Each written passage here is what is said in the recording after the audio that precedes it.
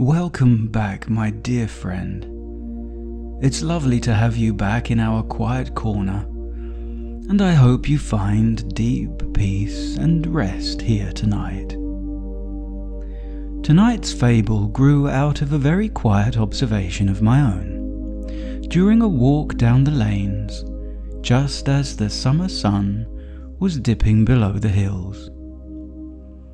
I noticed how, during the busy hours of the day, we are always looking down at our tasks, focusing on the noise, the chores, and the immediate things right in front of us. But as the twilight settled and the moon rose, the fireflies began to lift out of the grass. They didn't make a sound, yet their lights filled the dark field with a silent, beautiful language.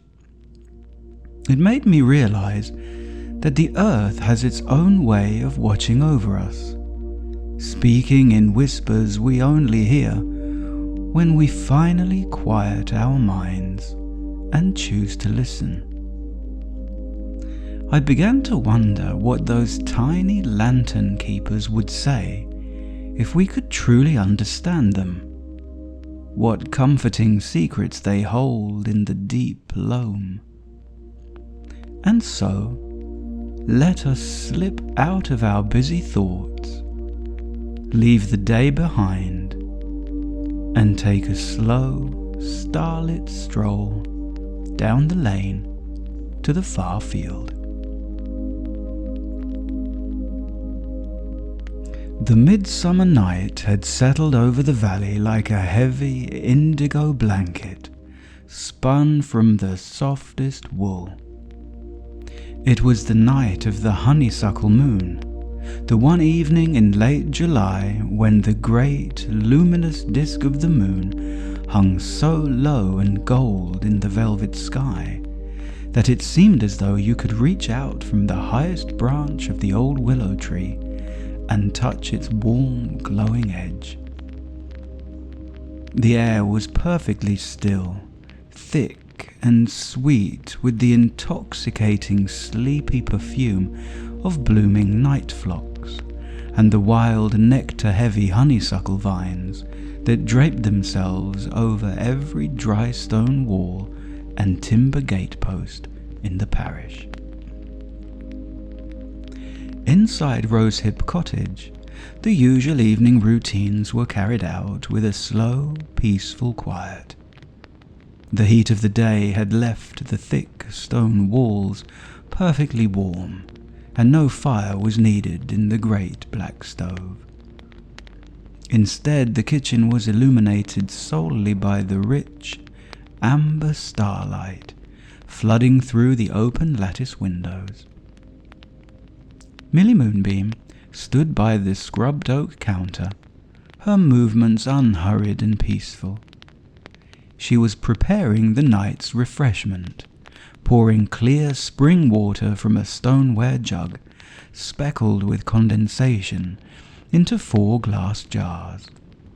Into each jar she dropped 3 freshly crushed leaves of wild meadow mint and a single slice of sweet cucumber. "I'm setting these on the eastern windowsill to catch the direct light of the moon," Millie Moonbeam murmured, her voice low, seeming to quiet the room further. "By the time we return from our stroll, the water will be perfectly infused with the coolness of the night." Rosco sat in his high-backed wicker armchair near the open door, his ears relaxed and draped over the back of the cushion. He was gently polishing a small turned horn button on his summer waistcoat, his paws moving in lazy circular motions. He looked entirely at peace, his dark eyes reflecting the warm golden glow of the sky outside. "The Dales are completely silent tonight," Rosco said softly, setting his polishing cloth down on the small side table. Even the river rushing has slowed to a sleepy murmur, It's the kind of night where the earth seems to hold its breath, just waiting for the moon to reach its highest point. Berry and Carrotina were resting on the low braided rug by the threshold, their backs against the smooth door frame as they watched the first stars blink into view. Berry was holding a small piece of dried willow root, idly feeling its smooth, twisted texture with his paw, while Carrotina leaned her head sleepily against his shoulder. "The lane looks so soft in the moonlight," Carrotina whispered, her nose twitching gently as she breathed in the heavy scent of the phlox. "The dust is completely white, like a trail of flour winding through the dark hedges. We should walk down to the old orchard stile before we turn in. It would be a pity to miss the valley at its loveliest." "A grand idea," Rosco said, rising from his chair with a slow, gentle ease that didn't disturb the quiet of the cottage. "A short, drowsy stroll will do our limbs good and ensure our sleep tonight is perfectly deep." Millie Moonbeam tied a simple linen kerchief over her ears, while Berry gently set his piece of willow root aside. Without the need for lanterns, for the honeysuckle moon provided a light as clear and soft as pearlescent silk, the four companions stepped across the threshold. The heavy oak door was left unlatched behind them, allowing the warm, mint-scented air of the kitchen to mingle with the vast, sleeping world outside. Their footsteps fell upon the winding lane with a soft crunch, the warm dust of the midsummer road rising gently in pillowy puffs around their walking boots. The world around them was wrapped in a deep, nocturnal tranquillity. The tall hedgerows of blackthorn and wild rose stood like dark protective walls on either side, their leaves entirely motionless in the windless air. Every few paces a great spray of white elderflower or a cluster of pale honeysuckle blossoms would gleam out from the dark foliage, casting their rich, honeyed fragrance across their path. The bunnies walked in a comfortable single-file line, their long ears twitching occasionally at the soft, natural sounds of the summer night. The distant, lazy plop of a trout in the mill pond, or the dry, papery rustle of a sleeping field mouse settling deeper into its burrow beneath the hedge. As they neared the old timber stile that marked the boundary of the far field, the character of the night began to change. The darkness of the lane gave way to a sudden, breathtaking illumination. "Look past the gate," Berry whispered, stepping forward and placing his paws upon the weathered oak rail of the stile. The far field, usually a dark expanse of tall ryegrass and wild red clover, had been transformed into a living sea of pale green and amber light. Thousands upon thousands of fireflies had risen from the deep loam, lifting themselves into the air just above the tips of the grass. They didn't flash with a sharp, erratic blinking. Instead, their lights throbbed with a slow respiration, a beautiful breathing mist of gold that rose and fell in perfect harmony with the pulse of the earth. But it was not the light that caused the four bunnies to freeze in absolute wonder. It was the sound. The field was not silent. A collective, tiny chorus was drifting up from the glowing mist. It was a sound unlike anything they had ever heard, impossibly soft, like the faint tinkle of miniature silver bells and the gentle rustling of dry silk ribbons being drawn across a velvet cushion. Thousands of tiny voices were speaking at once, their small tones completely aligned, creating a grand, floating whisper that vibrated through the warm air. Rosco stepped up beside Berry, his ears rising as he leaned over the gate, his chest filling with a deep wonder. "They're speaking," he said, awestruck. "The old tales of the ridge were true. When the moon is at its peak on the midsummer turn, the lantern keepers share their thoughts." Millie Moonbeam and Carrotina joined them, their paws resting on the silvered wood of the stile. A single firefly, glowing with a rich, steady emerald warmth, drifted lazily over the gatepost. It hovered for a moment before settling with weightless grace right upon the soft fur of Rosco's left ear. Its tiny light pulsed in perfect time with the bunny's slow, calm breathing, and as it sat there, its small voice drifted directly into his mind. A sound as clean and clear as water dropping into mirror-smooth well water. "Listen closely," Carrotina whispered, her eyes wide as the golden mist began to drift over the lane, wrapping their boots in a gentle, warm luminescence. "Don't move a muscle, just listen." High above the field, the honeysuckle moon reached its absolute crest, casting a pearlescent liquid silver light over the entire valley. The 1,000 tiny voices of the fireflies rose together, their miniature chorus settling into a slow, undulating movement that felt entirely soothing. It was not a language of sharp words. It was a gentle, rolling recitation, a song of practical secrets held deep within the cool loam of the earth, now floating up into the midsummer air.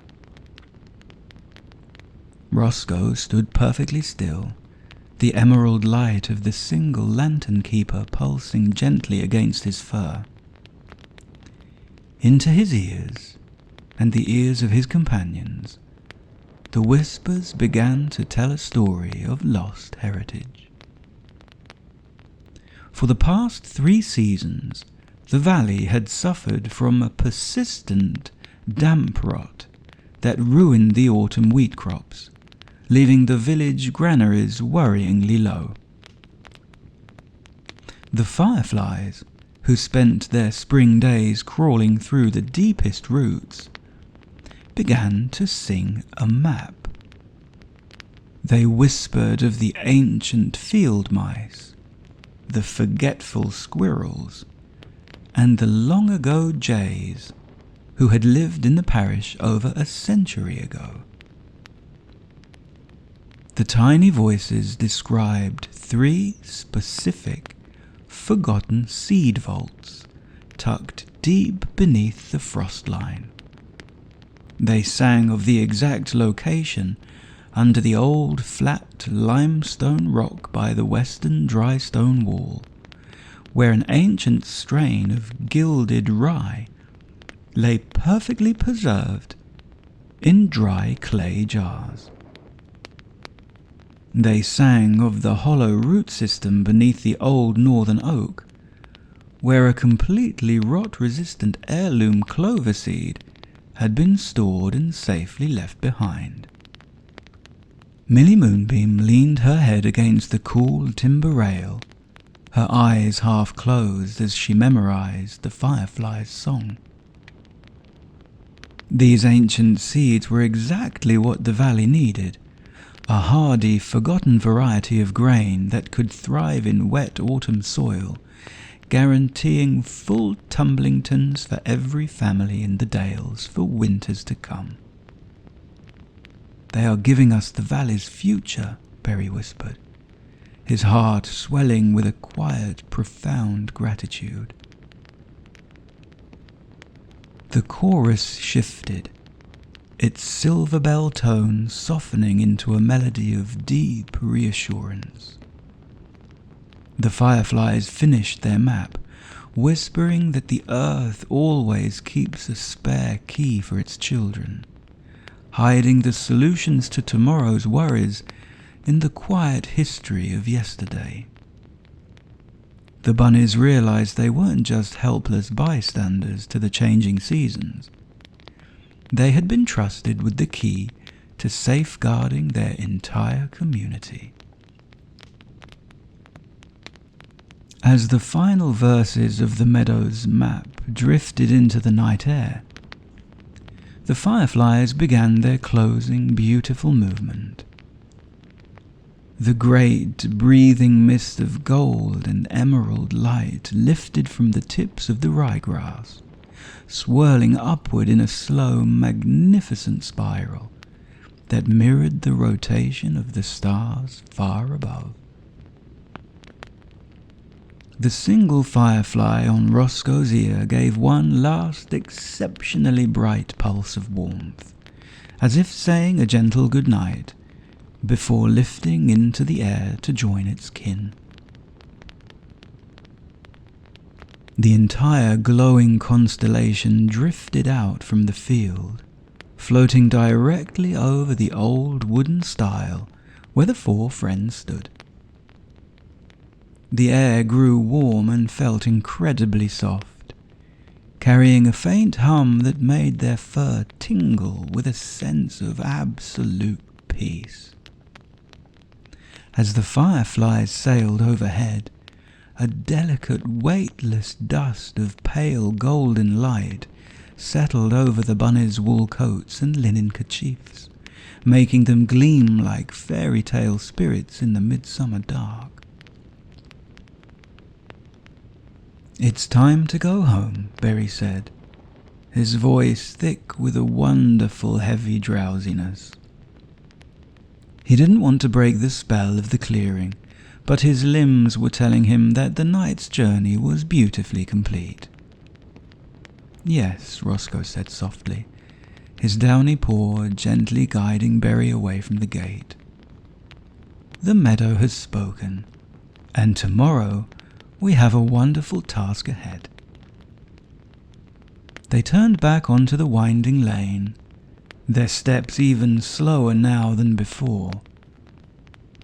The white dust of the road seemed to cushion their boots with a luxurious softness, and the dark protective walls of the hedgerows felt closer, warmer, and more familiar than they ever had. They walked back in a deep, peaceful silence, each of them carrying the comforting knowledge that tomorrow morning they would fetch their small hazel baskets and share this beautiful secret with the village elders.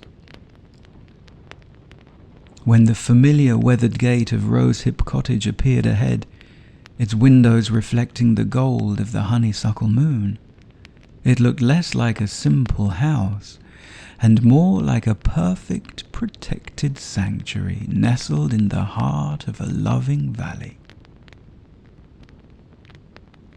The walk back down the lane was slow, a calming stillness all around them. The four companions moved quietly, their steps falling upon the dust-thickened lane with a sound as faint as dry leaves settling upon wool.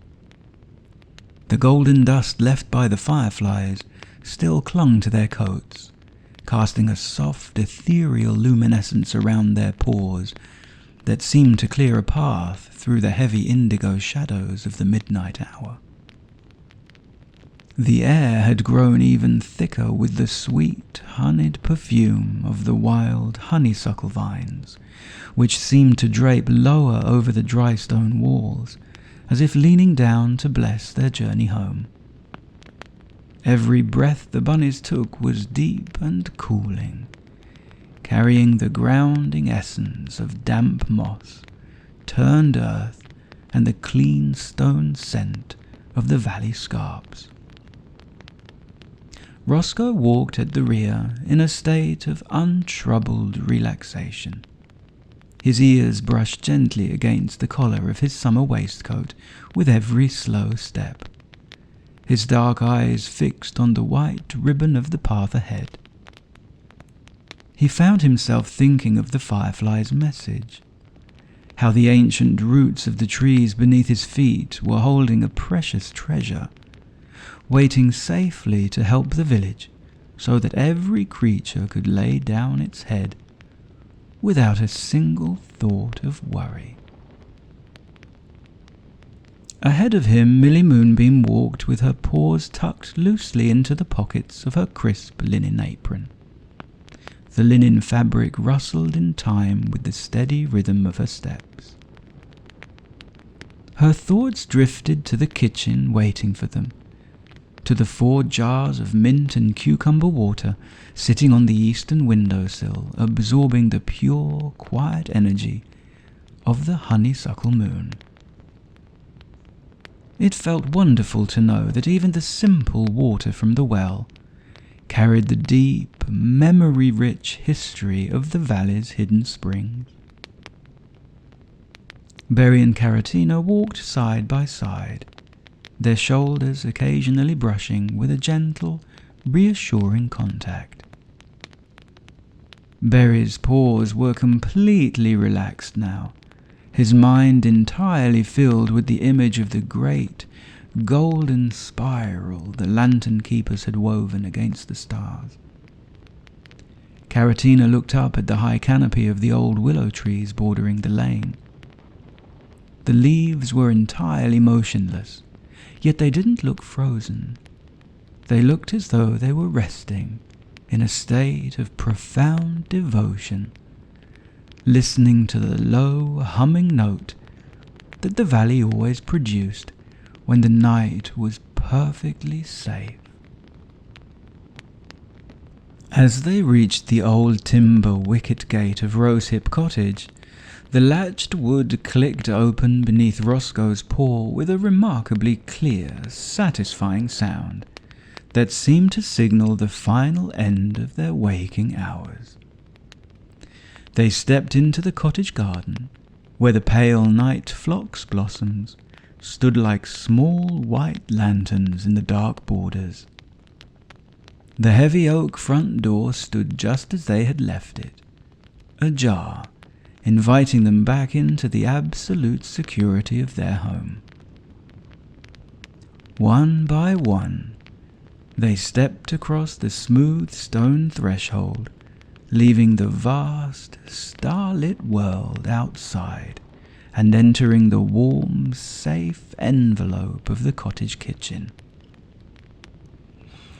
A blissful, absolute stillness settled over the kitchen the moment Rosco drew the heavy oak door closed and slid the smooth iron latch into its cradle. Inside, the cottage was filled with a deep amber twilight, the low moon casting long, pearlescent rectangles of light across the clean pine floorboards. The air inside was warm, holding the faint, pleasant aroma of dried woodruff, beeswax, and the refreshing sweetness of the mint water waiting on the windowsill. Moving slowly, the friends partook of their night refreshment. Millie Moonbeam took out the cucumber slices and passed the glass jars to each of her companions. They drank in silence, the cool herb-infused water spreading a refreshing, tingling relaxation through their throats and down into their tumblingtons. Every slow swallow seemed to seal the magic of the far field inside them, grounding their spirits into the warm foundations of the house. When the jars were set down, they turned to their respective comforts. Rosco sat in his high-backed wicker armchair before the old brick hearth, his limbs feeling delightfully leaden and still. He reached for a thick, heather-purple wool blanket that lay folded over the back of the seat, unfolding it with slow, lazy movements, and draping the plush, heavy fabric over his lap and all the way up to his chest. The wicker chair cradled his tired frame perfectly, holding him in an unshakable, protective embrace. Millie Moonbeam, Berry, and Carrotina snuggled down in their chairs, pulling up their blankets right up under their chinnigans. On the centre of the mantelpiece, the old clock kept up its slow, predictable, and patient conversation, measuring out the quiet hours of the midsummer night with perfect regularity.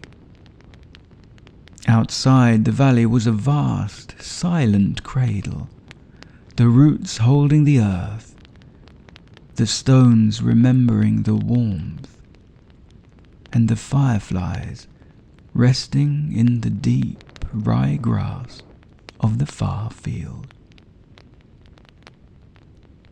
Inside the cottage, the soft breathing of the four companions filled the room with a chorus of perfect safety.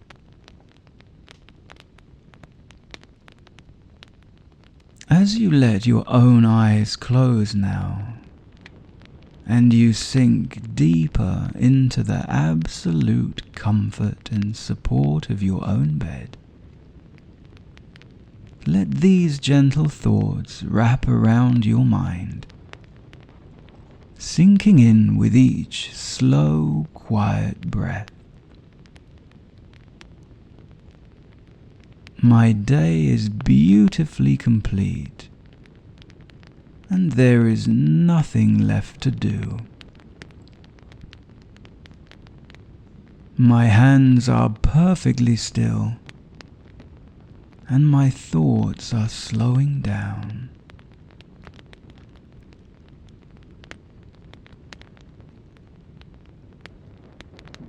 I am surrounded by warmth, safety, and deep, quiet comfort.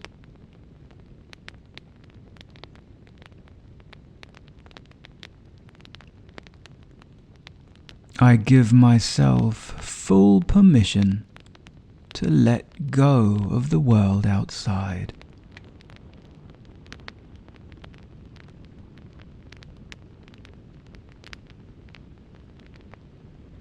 I am perfectly protected, and everything is taken care of.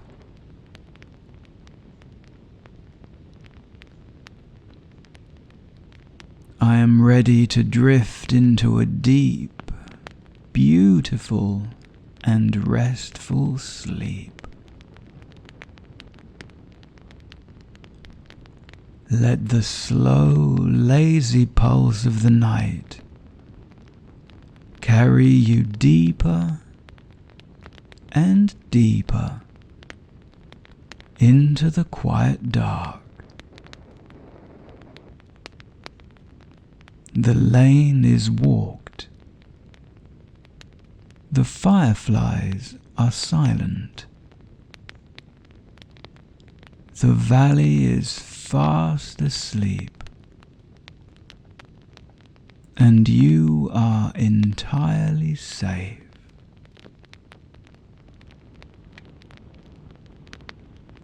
All was snug. All was well. Night, night.